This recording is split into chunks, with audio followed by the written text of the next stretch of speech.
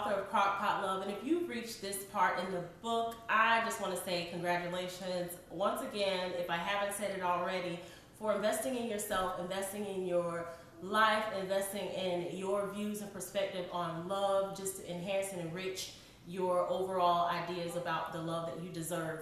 Well, we've come to my favorite part, which is the interviews, where we get the opportunity to actually talk to real couples who are making it work and having absolute wonderful relationship, what I call Crockpot Love. Now, this interview is very special and near and dear to my heart because it is with one of my longtime friends. Her mother and my mother have been friends as well, and she's been in a relationship with her husband. They've been together for 10 years now, and we share the same view on this very important principle and topic, which is do not allow any other woman to share the same roof as you and your husband. Okay? Don't let any woman live with you. So without further ado, I want to go ahead and say welcome to Kiara and Lorenzo, and thank you so much for being here. I appreciate it. Thank you. So go ahead and we'll get started. How did the two of you meet? I'll start with my husband here. Okay. We actually, I was out at a nightclub. Towards the end of the night, I saw her staying there with a group of friends, and we talked a little bit, exchanged numbers, and I just remember leaving that night, reminding myself, hey, you need to call that last phone number you got.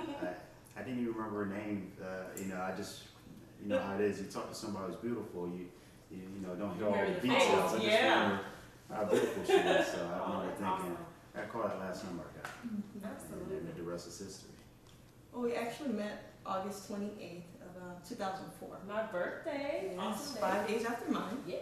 And I was out with some of my friends, and this gentleman approached me. And normally when I'm out, I don't give out my real name, nor my real phone number. However, something was, I guess, slightly different, so I gave him my real name and my real phone number, and he called a few days later, and the rest is history. Awesome. Well, that's amazing. And how long have you been together now? 10 years, married 8 years. together. Married 8. Wow, what a blessing. Yes. That's amazing. So when you met, how did you know that you actually found your Crockpot Love? That's the title of the book. Yes. And so, it's very important that we distinguish Crockpot Love from microwave madness. It's very different. Crockpot Love is something different about it. It's fresh, it's unique, it's something you create and build on your own. It's nothing prepackaged like a microwave dinner. When did you know that you found the man that you wanted to build with and that he was your Crockpot Love? He's an amazing compliment to my soul. But I knew when we actually broke up for a small time period. And during that time, it was very difficult because a part of me, it felt like was missing. I wasn't completely complimented. And when we got back together, I knew then that was my soulmate. That was the one that God sent here for me. That's awesome. Yes. That's awesome. And for you, Lorenzo? It wasn't a specific point, but I kind of knew what I was looking for in a future spouse, and she checked off all the boxes. I mean, from an emotional standpoint, I was definitely felt like I was in love with her, but I knew that your heart can lead you in the wrong places sometimes. So just from a thinking standpoint, just kind of wanted to look and see how things work themselves out. But the one thing that really struck me, I had a small son. He was probably 2 at the time when we met, and the way that she related with him, treated him just like she was one of her own. And those were one of the qualities that you can't really make it up. It's something that comes natural, and it was a natural bond that she had, and that definitely went along with me knowing that this is someone that's going to make our family feel like our family. Hey, if you love my child, that's deep, It's like a total package. So as I touched on, we have the same principle about not allowing women to live under the same roof with you and your husband. We are very strong and adamant about that. What can you share with those who are watching this interview and reading the book Crockpot Love? By the way, if you have not gotten the book and you stumbled upon this interview, click the link below and get the book. I'm telling you, it's going to change your life. What can you share with women about that philosophy that you have and how you came to have that philosophy? even talking on that topic with other friends, people say, well, if you trust your mate, then you don't have an issue to worry about. And I trust my husband wholeheartedly. However, my house is my domain, okay? And in my house, I will be 100% comfortable. And while I may trust you on the surface, Yes. everyone has skeletons and things of that sort that we may not know about. Even as it relates to my children, I don't have just my friends watching my children. My mother, my aunt, my grandmother. Those are the people that keep my children. Right. So as it relates to women, yes. So as it relates to women being in my home, it is just off limits because I don't know you at that level. And while we may be the best of friends, I mean, my best friend, who I've known for 19 years, has never slept in my house and never will. And I love her to death, Yeah, absolutely. but it's not going to happen. I agree. And it's just a thing of, it's just off limits. There's no reason for that. If you need a place to stay, I will find you a hotel. Yes. And we can do things of that sort. But even Lucifer himself was an angel of the Lord before he exposed who he really was. And I don't want Lucifer in my home. It's just not welcome. So. Exactly. And I totally agree with you.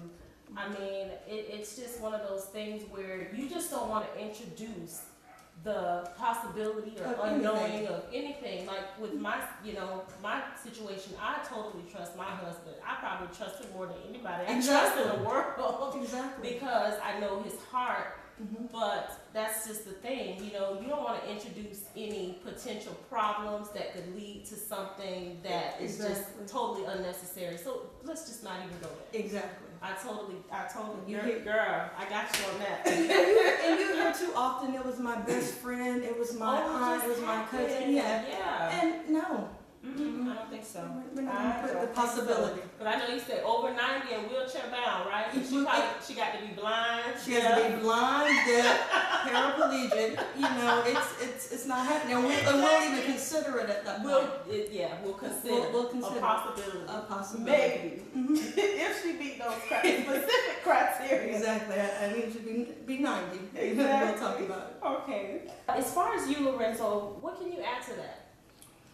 Well, I would definitely agree with my wife's standpoint on that. Even from a guy's perspective, I have plenty of male friends, but even though I trust my friends, and there's a certain point where you say, well, you'd hate to find out that your trust was misgiven, and that the people that you think you can trust that you can, and given that my wife is the most important thing to me, you don't want to run the risk that somebody can end up hurting you in that way. So you just try to avoid even being in that circumstance in the first place. I agree. That's very smart, and very mature. Yeah. And some people aren't even mature enough to think outside the box where that's something that's necessary in a relationship. So.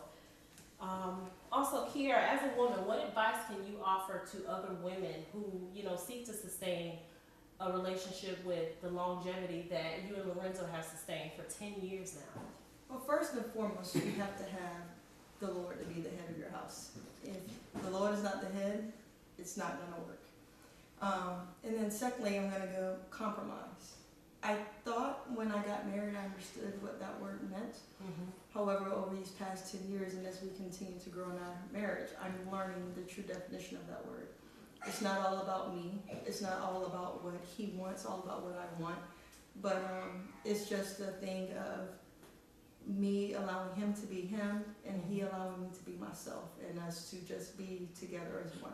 Absolutely. And it's so funny that you should even mention that, because that is one of the chief principles that I have in my book, in the chapter Respecting Differences. Exactly. You really have to respect differences. You do. There's things that my husband enjoys doing that I personally don't really care for, but I gotta give him that outlet to express himself. Yes. And vice versa. And then there's things that we enjoy doing together. But yeah, respecting differences is something that is very, very important in a relationship. I totally agree. I totally agree with you on that. So Lorenzo, as a man, what has Kiara being a wife meant to you all of these years? Well, definitely her and her role as a wife has definitely evolved things that I thought a wife, should be, and now seeing you many years later, she's much more than that.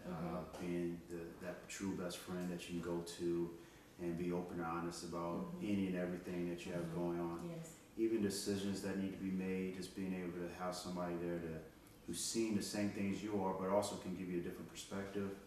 And it's really been great because you never really, you think you've had a best friend until you have someone that you live with for several years and that really know you better than you know yourself, and really can help guide you in a way that you don't even know you need to be guided. Absolutely. Absolutely. I totally agree. And I want to say thank you for sharing your story, sharing your insight. It's invaluable. I mean, this information, women, men, even men, people really need that, because God did not mean for a man to be by himself and did not mean for a woman to be by herself. Because you get some people say, I don't need a man, I don't need a woman. No, we need each other. Yeah, so don't tell yourself that. There's also a chapter in there called A Pot Denied is a Pot Deprived. So, but yes, I definitely thank you for sharing your story and your principles, and thank you. And again, thank you for watching, and I hope that if you haven't gotten the book yet, Crockpot Love, that you click the link below and get the book. So have a good one. Thanks again.